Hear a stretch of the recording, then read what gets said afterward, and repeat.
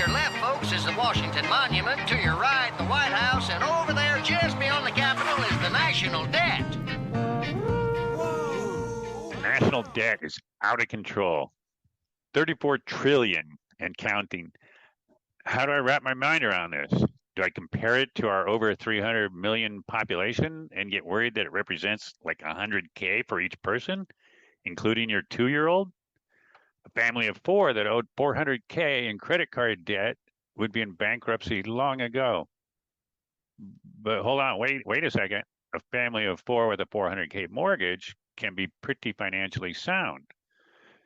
So comparing to personal finance can be misleading. The government's a different type of entity. But what? Does this mean we never have to pay it back? This is confusing. How do we wrap our minds around this? That's why you tuned in to Bipartisan Promise, the podcast that attempts to sprinkle a little common sense on these issues. Welcome and good morning, Professor Pete. Morning to you too, Phil.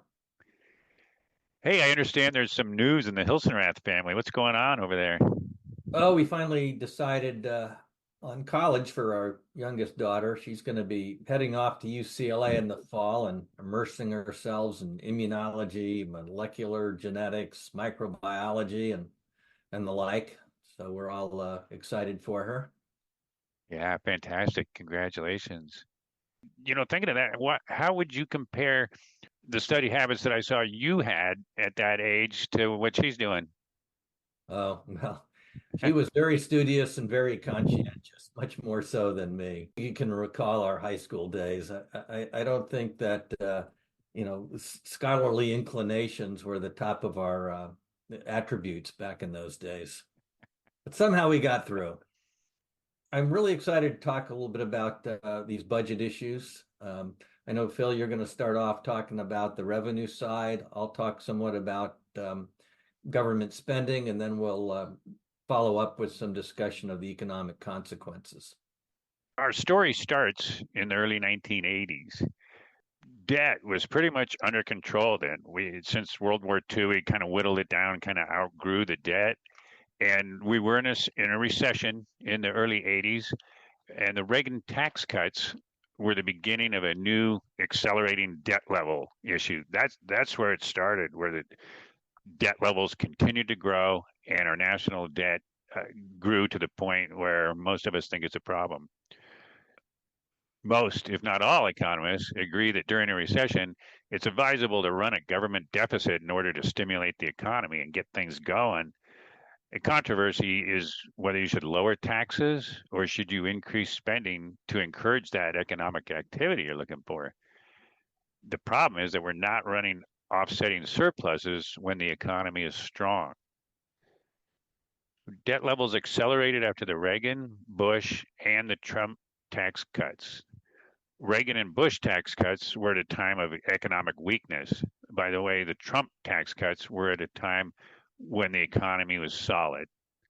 So those 2017 tax cuts are set to expire next year in 2025. Whoever's in office will have to decide which, if any, provisions to extend. Studies show these cuts have added about $2 trillion to the debt, and extending them in full another 10 years could add another $4 trillion. A lot of money. It's pretty clear that our current level of deficit are unsustainable. They're running about 7% of GDP now. And while the revenue is a big part of this, the other side of the coin is spending. I should say the federal government spends about $6 trillion a year. And of course, this is increasing along with inflation and economic growth. Some of the money that the government spends comes out of the trust funds that we discussed in our last podcasts. Those trust funds arguably are not really, spending out of those trust funds does not directly contribute to the deficit and the debt. But looking at the overall budget for fiscal year 2024, let me just itemize the largest categories. About 27%, single largest category, is healthcare. And this is headlined by the Medicare and Medicaid programs. And I just will reiterate that some of Medicare is trust fund financed. Again, this was discussed in our previous podcast. Medicaid, much of that comes from the federal government, but there is sharing by states. There's also federal funding to support the Obamacare exchanges, and there's other health programs too, which I'm not going to enumerate. But healthcare as a whole is our biggest single category for federal spending. Number two is Social Security. And here I'm referring to the Social Security checks that people receive once they turn anywhere from 62 to 70. There's also some disability payments that come out of that. That accounts, the Social Security spending accounts for 21% of federal spending. Now, the next item, which has risen rapidly in the rankings of late, is net interest. We have to pay interest on this debt, and the amount we pay is a function of how much debt there is and the interest rates that prevail. And interest rates have risen significantly recently. It has increased the role of net interest in the overall composition of federal spending. But roughly matching net interest at this point is defense spending. Both come in, net interest and defense spending come in at about 13 each, come in at about 13% of federal spending. Next down the list at 7%, we have education, training, employment, social services, transportation, community development. And then finally, at about 5%, we have benefits and services provided by the Veterans Administration. So this accounts for much of federal spending. So you're saying, just rule of thumb, this whole thing's like $6 trillion a year, Yeah. and a quarter of it, like a 1.5 trillion, is covered by what they're taking out of my check for, if I was still working, what they're taking out of my check for Social Security and Medicare. Well, not exactly, because those trust funds are being run down. Okay, and how would we learn more about that? Well, our other podcast, of course. Yeah, Yeah. of course. Yeah. This is a $6 trillion deal, and that's the percentages you gave us of the important items. Yeah. Federal spending has ratcheted up significantly during the COVID crisis. While much of the COVID spending has lapsed, spending as a share of GDP by the federal government has not returned to pre-COVID levels. So, for example, we're currently running at about, federal spending is running at about 22, 23% of the economy. Prior to the COVID outbreak, or a few years prior to that, we were maybe running at about 17 or 18% of GDP. So while federal spending levels were even higher a couple of years ago during the COVID epidemic, and they've come down significantly, they're still elevated compared to the pre-COVID levels.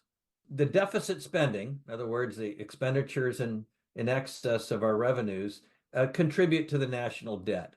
And this debt stands now at about $35 trillion and is projected to grow perhaps around $2 trillion a year.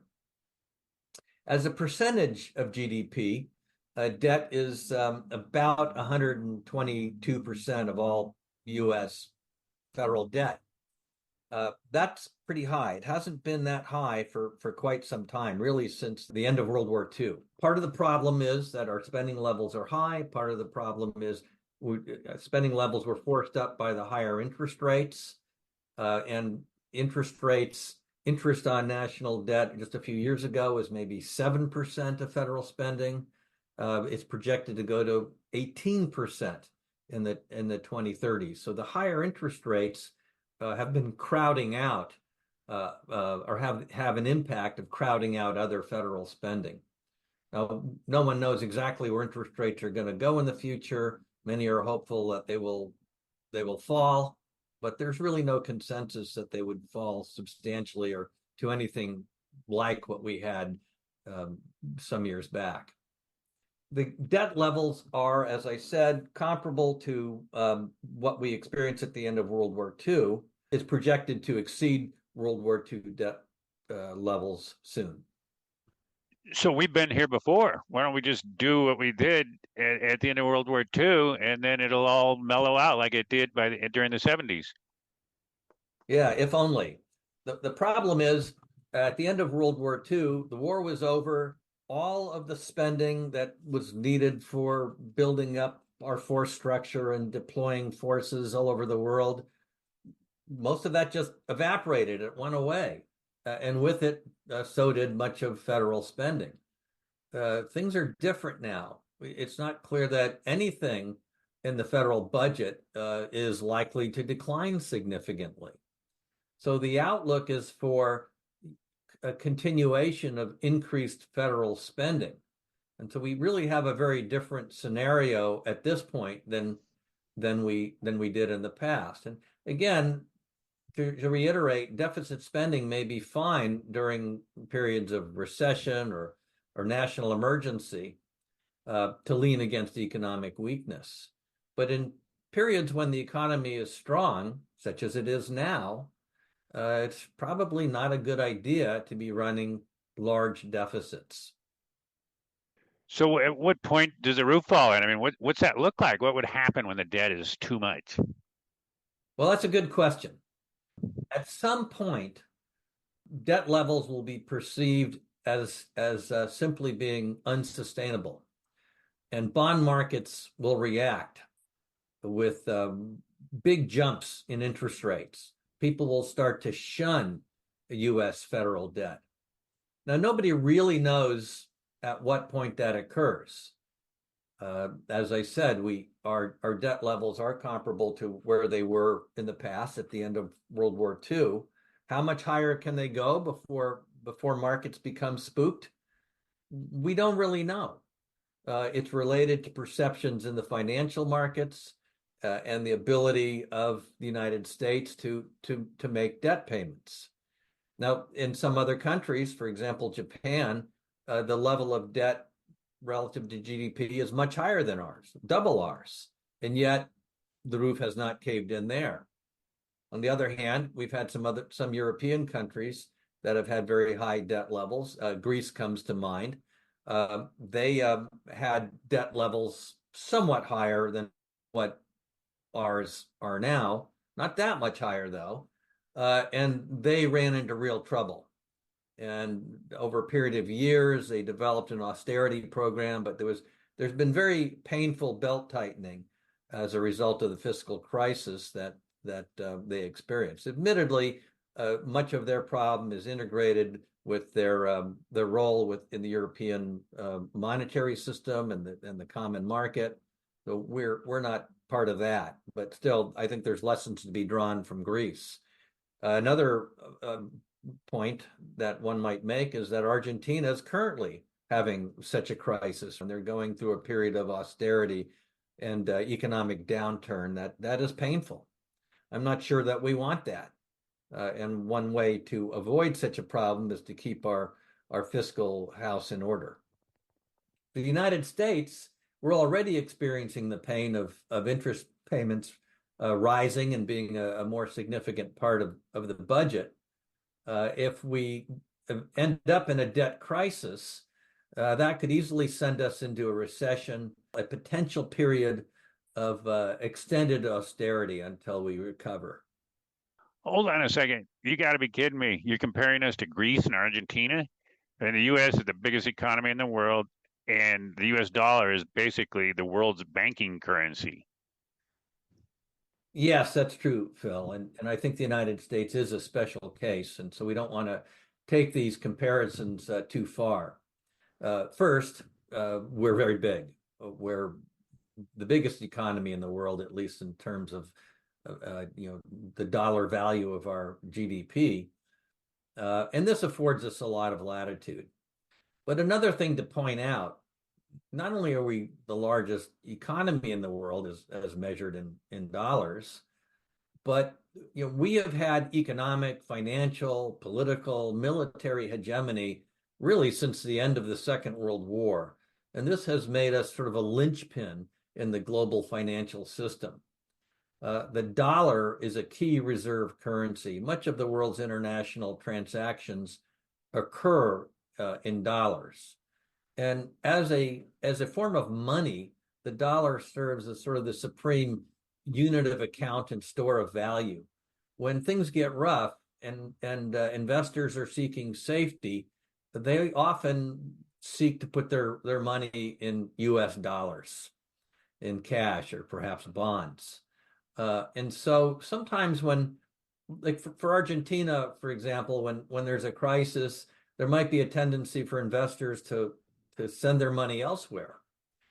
But when there's a crisis in the world, a lot of times people send their money to the US or put their money into US dollar denominated assets. So this tends to keep the dollar very strong. And if we experience a period of weakness precipitated by a US debt crisis, it may still turn out to be the case that people value holding assets in US dollars. And you could get almost this counterintuitive effect where people invest more and more in dollar denominated assets, and the value of the dollar goes up. The role of the United States in the global financial system provides quite a form of financial refuge for the United States, which can protect us from fiscally induced financial crises, but not forever and not under any circumstance. Okay, so what do we got to do about this? What are the options? The responsible thing to do is look at our budget and try to steer it towards more balance, towards a much lower deficit. One category that's on the table is benefit cuts. This could be maybe just for more well-heeled beneficiaries. You could roll back some of the health benefits and Medicare or the Obamacare exchanges. Better yet, in my view, is to try to better control healthcare costs. When the Obama legislation for healthcare was initially introduced, it included an element called the Cadillac tax, which economists widely applauded. It would effectively have imposed a tax on really generous health insurance plans. And economists thought this would be a great way to kind of roll back and curb healthcare spending costs. Problem is, labor unions didn't like it, employers didn't like it, hospitals didn't like it, health insurers didn't. Nobody liked it except the economists. And so it got postponed, and then eventually it got eliminated. There's even more far-reaching healthcare reform that could bring about change to the cost structure of the health sector, and that would be a single-payer plan or an all-payer healthcare system. These would be major changes, and political reform in that direction is, I think, fraught, but it remains a possibility. One could roll back education subsidies, such as loan forgiveness programs, which have been in the courts lately. Other forms of federal education largesse could be tackled. The defense sector is another big bucket of money. Perhaps defense cuts or reform of spending could be considered. So spending reductions is one major area. The other side of the coin is to increase revenue.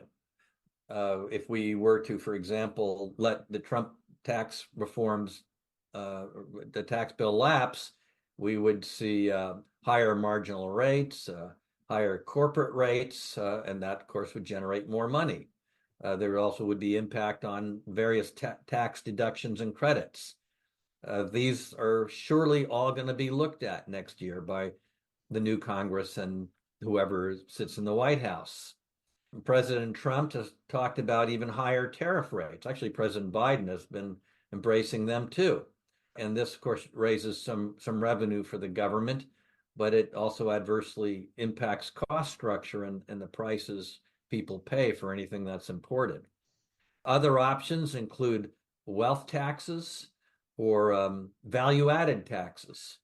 The latter there is used in many other countries. But anyways, the likelihood is that if we do successfully tackle this problem, it's going to be some combination of benefit and revenue reform. Okay, let's wrap this up. What's the bottom line, and really, how concerned should we be? Reform is needed, and the sooner the better. I do think that the sort of cliff that we're facing with the Trump tax cuts next year is going to induce some action in Washington. I really don't know what they're going to do, but I do think we need a holistic reform to national debt, and I do worry that the politicians are loath to really tackle this in a very serious way, and this goes for both sides. Democrats are happy to raise taxes, but reluctant to cut spending. Republicans love tax cuts, and when it comes to spending cuts, they often don't really follow through in anything really significant. Entitlement reform could be important in addressing the benefits that Americans have gotten used to. But I would say, and this of course includes a big part of entitlements is healthcare spending, and I would emphasize that we really got to get a grip on our healthcare spending, our cost structure, because it's approaching 20. Actually, it hit 20% of the economy in 2020 during COVID. It's fallen back, but it's rising again. And the share of GDP we allocate to health is far more than anywhere else in the world. Something really needs to be done about this to assure prosperity going forward. Military spending is another big bucket, as I'd mentioned, that we could look at, but this is a sort of a fraying global order at the moment, and there's multiple threats. We may have to start seriously looking at the limits of American power. What is it that we cannot achieve? And what are our priorities? And to meet those priorities, how do we achieve a more cost-effective force structure? Anyways, these are just some of the difficult questions that we have to address, and they all have profound fiscal consequences. Well, that's great. Thanks, Professor Pete. Hope all of our listeners know a little bit more about the national debt now. Yeah, I hope so too. And as I said, it's been good to be with you, and I look forward to our next one. Take care. We're spending money we don't have, or so it would appear. The deficit is that amount we overspend each year. Though congressmen and senators make vows to cut its size, despite their honest efforts, the debt just seems to rise.